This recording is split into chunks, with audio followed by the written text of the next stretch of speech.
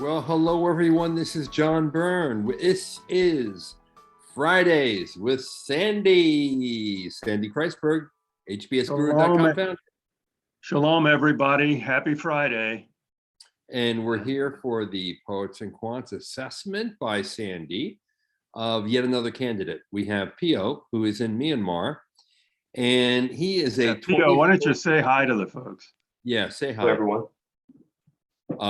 Pio is sounding a little bit under the weather because he has a little something right now, but he's 24. He has an undergraduate degree in business administration from San Jose State University. His practice test on the GMAT is ranged from 650 to 700. He has a 3.26 GPA. He is working as a manager for a private conglomerate in Myanmar, a company with over $500 million in revenue called KMA Group of Companies. And he's working on an e-commerce platform for them.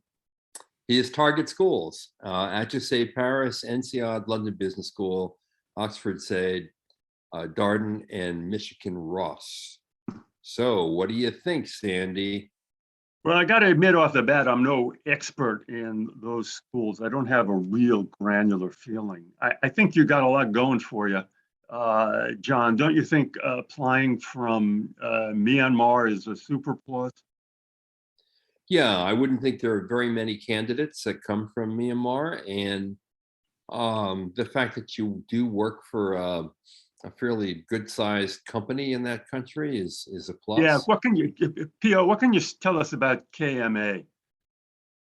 So KMA Group is a Burmese conglomerate, and they have reach in pretty much every sector in Myanmar. So real estate, hospitality, and what are you on your resume? You say you're the manager chief of staff. Yes. So I'm a manager in the KMA Group, but for in KMA Group there are different offices of executive directors. So under the executive director one, I am his chief of staff. So anything that's under. You do? Pardon? What are the kinds of things that you do in that position? So basically, my executive director is not in Myanmar right now. So whenever he is away from the country, any meeting that he has to attend or anything on behalf of him, I would be going on behalf of him. And that's pardon? Yeah. Yeah. Tell me what you did last week. We're turning this into a kind of mock interview, but it's valuable. Right. So last week in particular, I have just been like reassessing what the business processes that we've been done and finding ways how we can optimize it. Well, optimizing business processes, that's a valuable endeavor. Can you give me an example? All right. So basically, like last week in particular, we have a few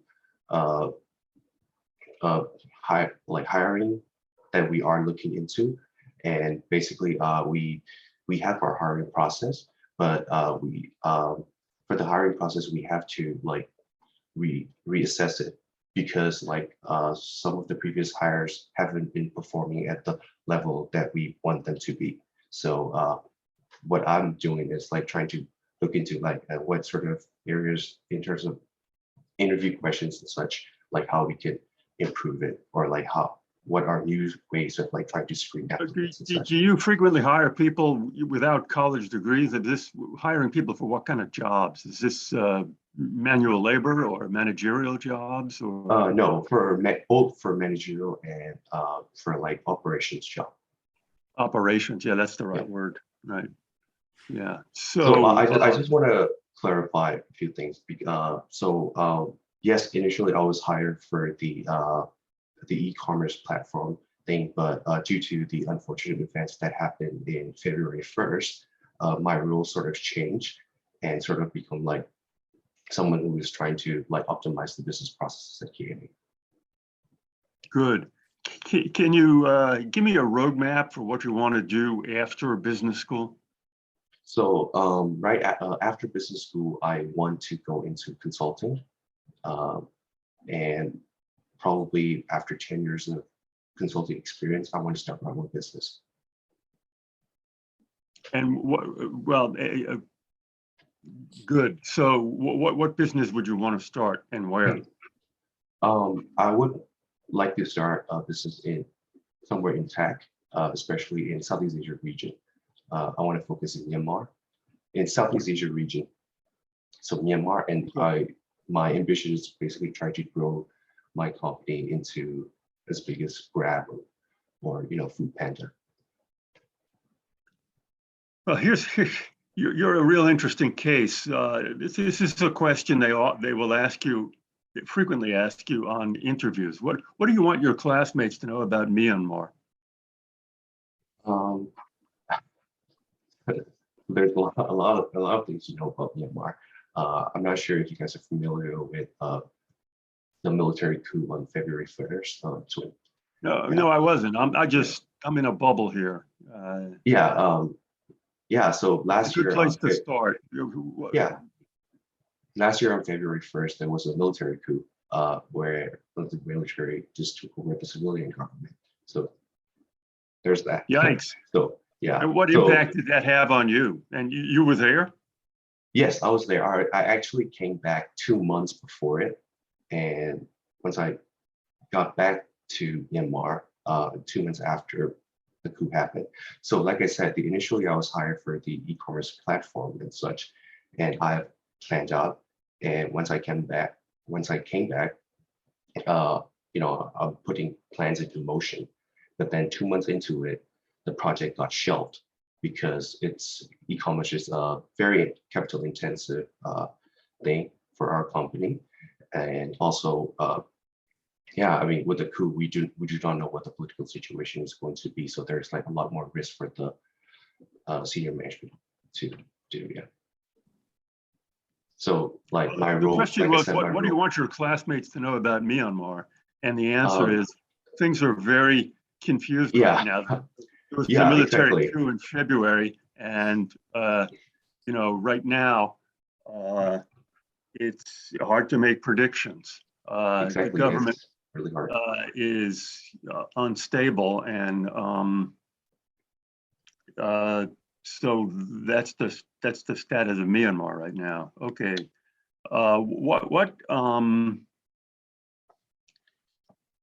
and what effect did the coup have on the KMA group of companies? So for our company in particular, we had to lay off a lot of employees. We have around, let's say, 6,000 employees, and we had to lay off like probably half of that. Wow. Good. So that's so you're going through some very stressful and hard times right now. Those are things. You'd be an interesting addition to a business school class, because not many students have had similar experiences. So you got that going for you. Okay. Yeah, you could even hear in your head his essay. 2 months after arriving in my home country, the military took it over in a coup, period.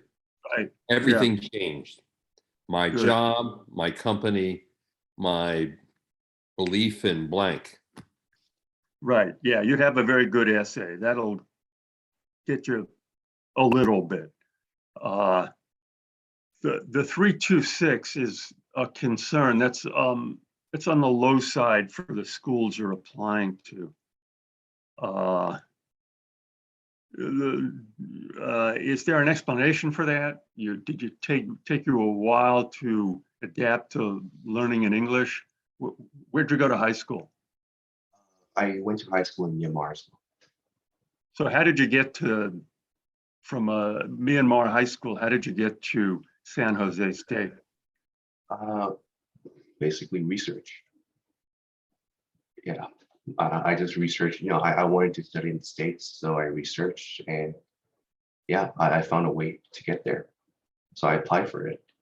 Did you know anyone there? Did you have friends there? No, I do not have any friends in the Bay Area before. What percent of people in your high school studied abroad? I would say around 50%. Wow. Good. The 326, did those grades get better? Did you have trouble in the beginning, or that was Yeah, just? I had a lot of trouble in the beginning trying to adjust to life there. Yeah, and I had like a lot of personal issues as well with my family, the health problems and stuff. And yeah, it took like an emotional toll on me. Did your grades get better? It got better, but Well, like what was your GPA in your best semester? I would say around 3.8. Okay, that's worth pointing out. That you've got a case for the fact that the 326 is not a representation of how you will do in business school. You know, a better representation is the 3.8 I got in my senior year. That was a time when I had accommodated to English language instruction and kind of figured out what was required of undergraduates. You got it? Yeah, Yeah, because you're gonna have to explain that 326 at a San Jose State. yeah. But you've got a great explanation. The 3.8 is very powerful evidence. Good.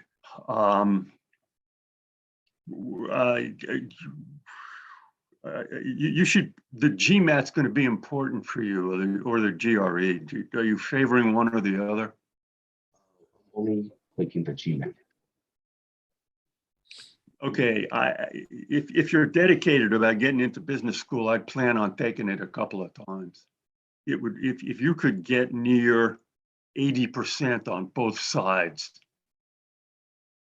the quant and the verbal of the GMAT, that would give these schools confidence that you can do the work, that you'd be a contributing student. And in addition to that, you bring this dowry, so to speak, of coming from an underrepresented country with incredible business and personal experiences. So you have the potential of being a powerful applicant. But it's all dependent on your GMAT score. It really is heavily. The GMAT would really help. But let's make it hard, John. Let's say he gets a 650 GMAT. What do you think his chances are at HEC and INSEAD and LBS? Darden? Very low. Very, very low. You don't think they're going to buy the dowry? No, they won't do it. And they won't do it because he's young. So he's on the young side with more limited work experience. And San Jose State, while perfectly okay, you're applying to elite graduate schools and they look at elite undergraduate institutions. So that combination with your GPA is kind of deadly at an elite graduate school. Well, the schools he's applying to are